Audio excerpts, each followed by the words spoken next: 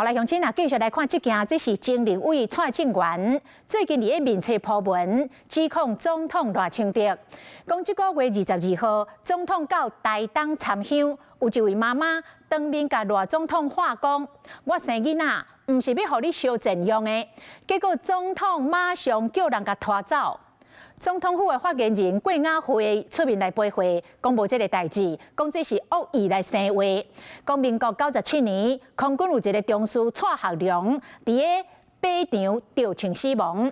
伊的妈妈趁总统到台东，走去甲总统တင်情。啊，赖总统嘛安排伫后一个行程点甲接见。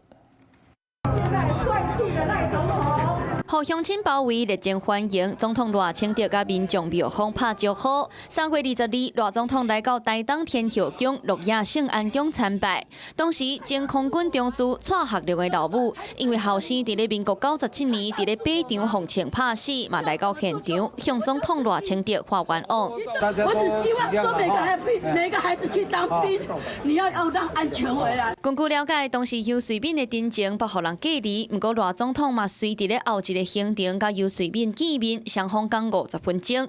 赖总统详细检查每一张商业相片，嘛表示我唔惊看恶意，才有所了解。嘛承诺要求国防部来查处。不过前立委蔡正元煞铺文讲，一个老母当面对赖清德话讲：“我生囝唔是要互你烧钱用的。”赖清德随叫人甲伊拖走。对这总统府就忍袂住大动作回应。发言人郭雅惠正式赔会，强调蔡正元的言论拢是无影无 恶意咧，黑白讲，嘛回顾赖总统这个月22号到台东参拜，行程中间听到空军中士蔡学良的老母游水敏女士到现场တင်情，遂安排伫咧后一个行程完成见面，而且相关的报道拢会当证明。总统也不否认说他的抗议的目的是不希望让小孩打仗啊，因为他讲说我没有讲的事实是说，他没有，他事后有在找这个母亲去聊聊，那他的事干我什么事？有没有把这个母亲拖走才重点啊？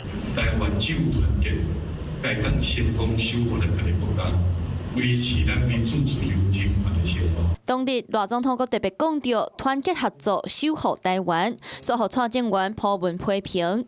总统府嘛呼吁特定的公众人物发言，应该按照事实来讲，而且查证。 Hello， 我是林明瑞。想要抢先掌握最及时的新闻资讯吗？赶快订阅、按赞、开启小铃铛，锁定我们华视新闻的 YouTube 频道。